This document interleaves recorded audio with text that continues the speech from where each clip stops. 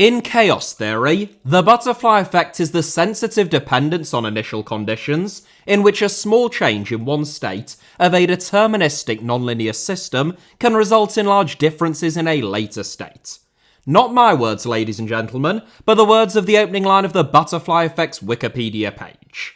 If you got lost halfway through that sentence because you didn't or don't pay enough attention at school, then fear not, because you're not alone. Basically, the butterfly effect, insofar as you need to understand it to understand this video, just refers to typically something small happening or changing, which in turn has much larger ramifications on something that might initially have seemed unrelated. A great example of this from the world of football would be Bernd Leno suffering a knee injury in a clash with Neal Maupay against Brighton in June 2020, and Argentina winning the 2022 World Cup, cementing Lionel Messi's status, in a lot of people's eyes, as the greatest footballer of all time. In Leno's absence, you see, Mikel Arteta started Argentina's Emiliano Martinez, who had been on loan in the Championship with Reading the previous season. Martinez was magnificent in Arsenal's last 12 League and Cup games, in which they won the FA Cup, prompting Aston Villa to sign him as their number one for £20 million. Martinez's impressive form continued at Villa Park, and it saw him win his first cap for Argentina in 2021, aged almost 30. And at the World Cup, he won the Golden Glove and denied Randall Kolo Muani one-on-one in the dying embers of the World Cup final to take the game to penalties. Martinez's antics and gamesmanship in the shootout then became the stuff of legend. After he denied Kingsley Coman and Aurelien Tchouameni shot wide, Argentina won the shootout 4-2. It could be argued, therefore, that Neal Maupay injuring Bernd Leno set in motion a chain of events which saw Argentina win the World Cup, especially given the goalkeeping difficulties Argentina experienced in the years preceding the tournament. Elsewhere, a volcanic eruption in Iceland caused a shutdown of European airspace, which prevented Robert Lewandowski from flying to England to hold talks with Blackburn Rovers. Blackburn signed Ben Jarney instead, who scored 3 goals in 23 games for the club, and they were relegated from the Premier League the following season. Lewandowski ended up joining Borussia Dortmund after Genoa president Enrico Preziosi also pulled out of a deal to sign him, where he scored 103 goals in 187 games, won 2 Bundesliga titles, and reached the final of the Champions League. Sam Allardyce is literally the old man yells at cloud meme then, except, in his case, it was an ash cloud, and he actually had good reason to yell at it. You can trace Chelsea's entire rise and fall, meanwhile, to first the dissolution of the Soviet Union, the implementation of shock therapy, which created oligarchs like Roman Abramovich, and a political settlement which led to Russia's invasion of Ukraine, UK sanctions on Russia, and ultimately, Abramovich selling to that total clown shoe Todd Bowley. Or how about the inspired decision of Jesus Hill to shut down Atletico Madrid's youth department as a cost-cutting measure, forcing the club to release all of their youth team players, including a 15-year-old Raul Gonzalez. Raul subsequently joined La Fabrica, Real Madrid's youth ranks, and retired as Madrid's all-time leading goalscorer and appearance holder, having won 16 trophies at the Bernabeu during a period in which Atletico were relegated from La Liga, and somehow that still isn't in the top 10 dumbest things that Hill ever did. If you think that's bad, Ajax look likely to go from being the dominant force in Dutch football, having topped the Eredivisie for 4 straight seasons, as well as nearly reaching a Champions League final, to most likely failing to even qualify for Europe this season, set to finish outside of the division's top 4 for the first time this millennium, thanks largely to Mark Overmars being a total wrong-un and sending unsolicited explicit photographs to female Ajax employees. As you can see then, there's no shortage of absolutely wild butterfly effects in football, and in today's video, after consulting some of you on the website formerly known as Twitter, I thought that it'd be fun to take a look at some of the craziest of them all. Without further ado then, for whom I can't think of any amusing examples of a butterfly effect just off the top of my head, here are some of the most bizarre butterfly effects in the entire history of world football. 7th. Jock Stein's heart attack stops Sir Alex from managing Arsenal.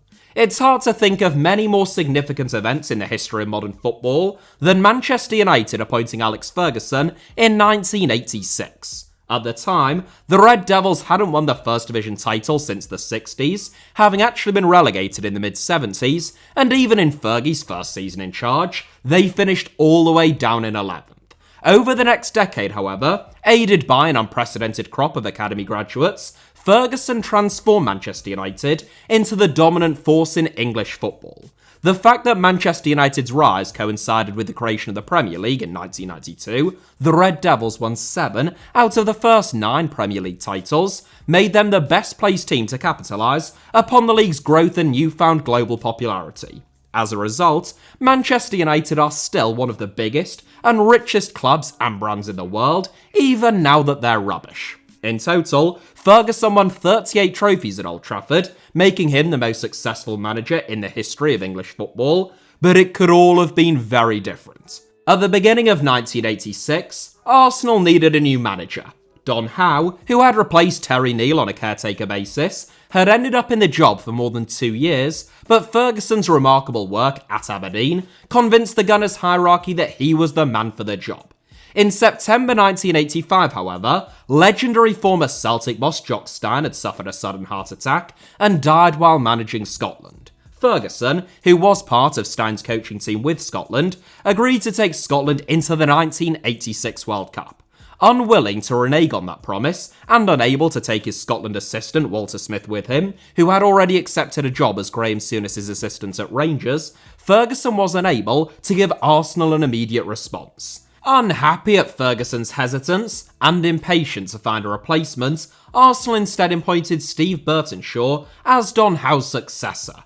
Burtonshaw spent a grand total of less than 2 months in charge of Arsenal, also on a caretaker basis, before he too was replaced by George Graham. Ferguson stayed at Aberdeen meanwhile, but in November 1986, after Ron Atkinson lost his job at Old Trafford, he was approached by Manchester United.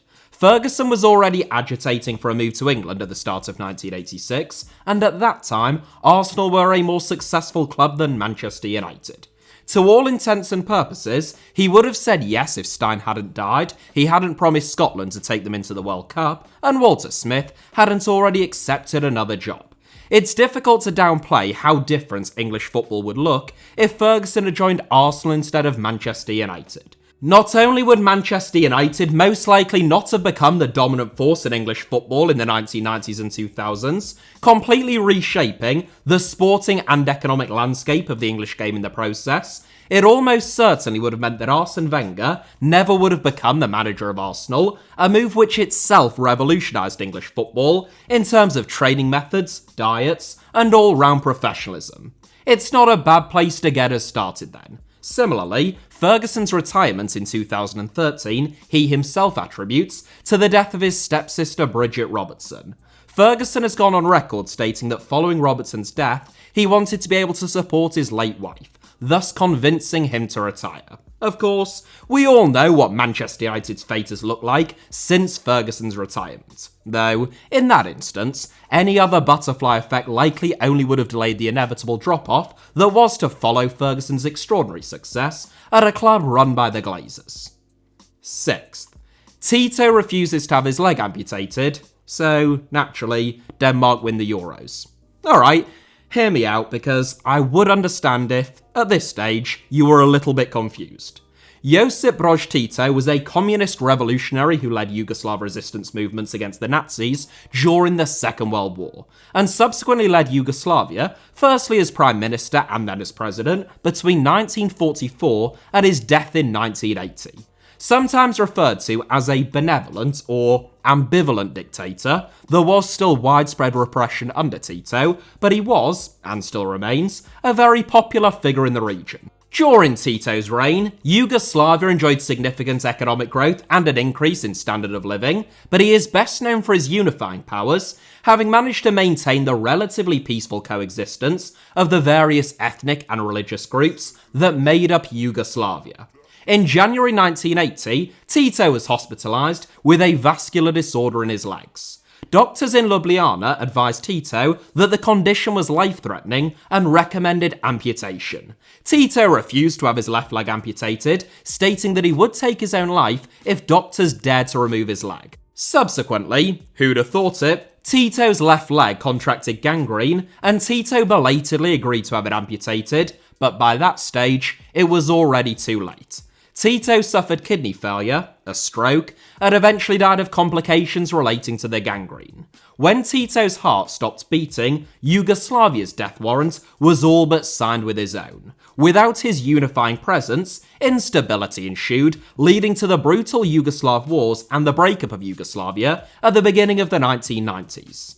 Though the country, or countries, were in disarray in international football, Yugoslavia was still a decent team. They reached the quarter-finals of the 1990 World Cup, where they beat Spain and only lost to eventual finalist Argentina on penalties, before qualifying for Euro 1992. However, in light of the conflict, which would claim more than 130,000 lives and leave 4 million people displaced, Yugoslavia were banned from competing at Euro 92. In their absence, Denmark, who had finished as Group 4 runners-up in qualifying 1 point behind them, were invited to compete instead.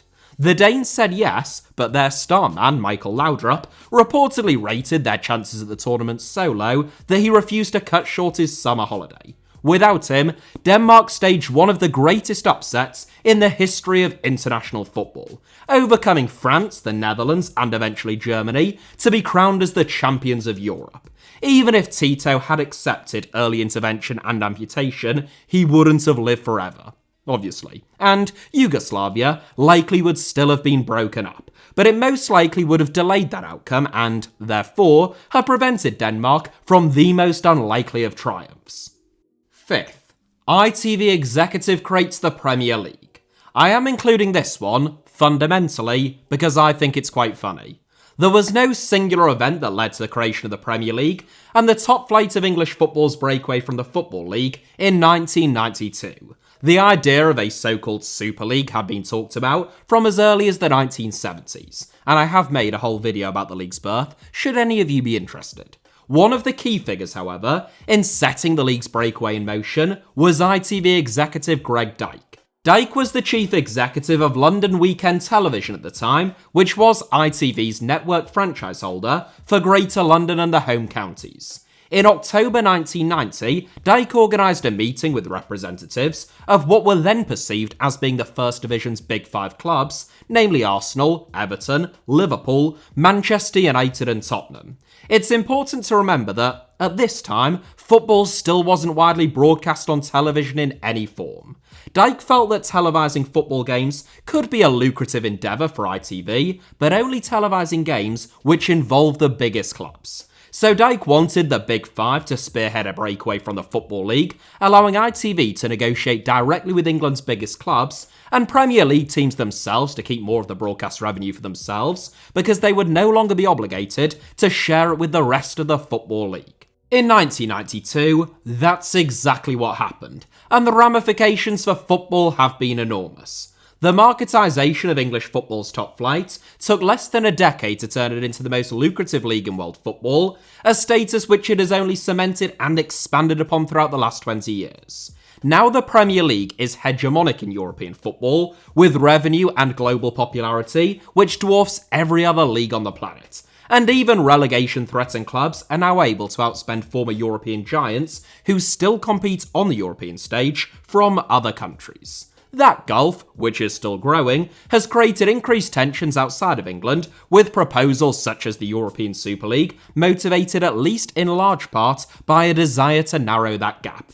The amusing part, however, is the fact that, having set the wheel in motion for the Premier League's creation, holding the first formal meeting that led to the breakaway from the Football League, in May 1992, ITV were actually outbid by Sky Sports, who bid £304 million to their £262 million for the right to broadcast the league's games. ITV, therefore, effectively created the Premier League, yet they have never broadcast a single Premier League game and have gained nothing from the league's economic and broadcasting success. The icing on the cake is that 8 years later, ITV outbid the BBC for the rights to the Premier League's highlights, launching a show called The Premiership, which would replace Match of the Day. The public hated it and the show was a flop, and after 3 years, the Premier League's highlights returned to the BBC and Match of the Day was relaunched.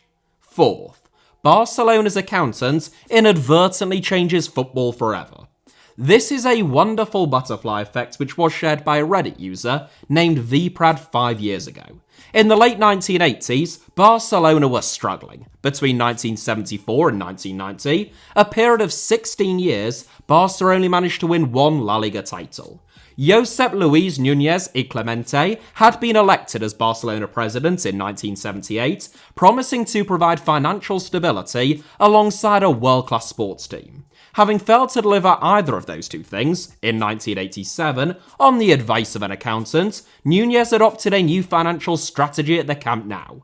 To reduce Barca's expenditure, the club would halve their players' official salaries, paying the rest of their wages in the form of image rights deals. Because the image rights deals incurred a much smaller tax burden, it meant that Barcelona could pay their players a lot less money without the players themselves having to take any pay cuts. In April 1988, though, whilst Barca languished in mid-table in La Liga, Spain's tax authorities caught up with them. Finding themselves personally liable for the deceit, Barcelona's players were each issued with enormous tax bills. Unsurprisingly unimpressed, they led a rebellion, demanding that Barcelona cover their unpaid tax bills and holding a press conference to force the club's hand at the Hesperia Hotel, which would become known as the Hesperia Mutiny.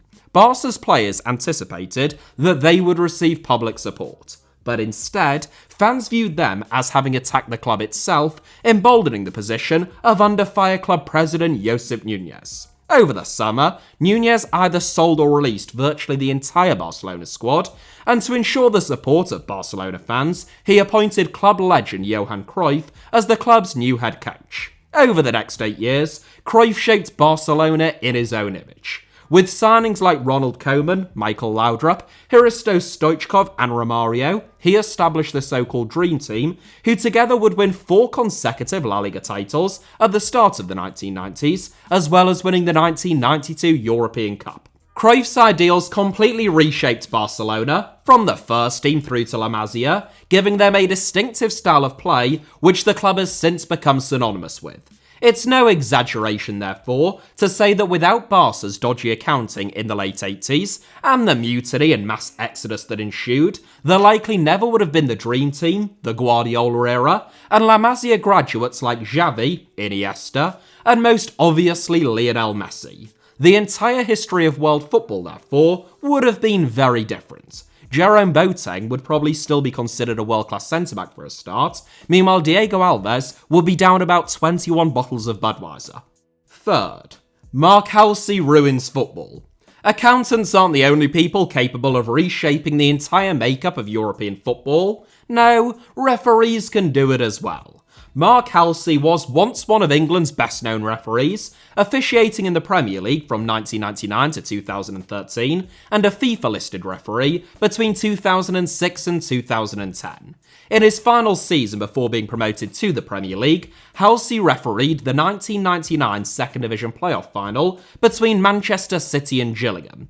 Both teams were competing for a ticket to the second tier of English football. Man City following 2 relegations in 3 seasons, playing in the third tier for the first time in the history of the club, and Gillingham looking to reach the second tier for the first time in the history of their own. With less than 10 minutes left on the clock, the game was tied at 0-0. By the end of the game, 4 goals had been scored. Gillingham struck first in the 81st minute, and in the 87th, they extended their lead. That looked to be that, as some Manchester City fans made their way towards the exits, but referee Mark Halsey added on 5 minutes of injury time. In the 90th minute, the citizens pulled a goal back, and then, in the 5th and final minute of additional time, they scored again, taking the game to extra time. No goals in the next 30 minutes meant penalties, where Manchester City won 3-1. Gillingham were outraged about the amount of time added on, with manager Tony Pulis stating that he could not believe the decision. The match marked a turning point for Manchester City, and the following season, they were promoted again, returning to the Premier League. Though they would suffer relegation in their first season back, they bounced back also at the first attempt, and just 6 years later, they were bought by Emirati Royal Sheikh Mansour. The United Arab Emirates have since transformed the citizens into the dominant force in English football, and potentially soon European football, as the first nation-state involved in Premier League ownership, but not the last. Had Manchester City lost the 1999 Second Division playoff final against Gillingham and not been promoted, it has been suggested that the club might actually have gone bankrupt, let alone just not have been in the Premier League in 2008, which would have resulted in, at the very least, the UAE buying a different club. So, that's pretty significant. Gillingham boss Tony Pulis, meanwhile, was controversially sacked after the game and proceeded to sue Gills chairman Paul Scally over unpaid bonuses. He credits the pain of losing that game and what followed with his success in management. So Halsey's 5 additional minutes not only reshaped all of English and European football, creating a monster of a team with unprecedented financial rocket fuel behind them, they also created the monster of Tony Pulis and Pulis Ball. I'm not sure which of the two has left a more lasting legacy on the game of football. Second, a 16-year-old Cameroonian boy is expelled from school in 1949, and it leads to the creation of goal celebrations in 1990. Again, I've probably got some explaining to do. Firstly, the 16-year-old Cameroonian boy expelled from school in 1949 wasn't just any old boy. It was Paul Biya, the future, and indeed, the reigning president of Cameroon. A Christian from the south of Cameroon, Biya's father was a Christian teacher, and Biya was expected to join the clergy. He therefore attended a Catholic school, but at the age of 16, as we've established, he was expelled from said school, altering his career path in an instant. Instead of becoming a clergyman, Biya studied in France, where he graduated with a diploma in public law at the same time that Cameroon gained its independence. Biya returned to post-independence Cameroon to take up a position as a cabinet minister and began rising up through the political ranks. In 1975, he became Cameroon's first prime minister, and in 1982, he unexpectedly replaced Ahmadou Ahidjo as Cameroon's president. Biya subsequently consolidated power, overcoming a coup attempt and turning Cameroon into a single-party state. Pluralism and elections were formally reintroduced during the 1990s, but the credibility of those elections has been heavily scrutinised by international onlookers, with Biya still clinging on to the reins of power now, aged 90.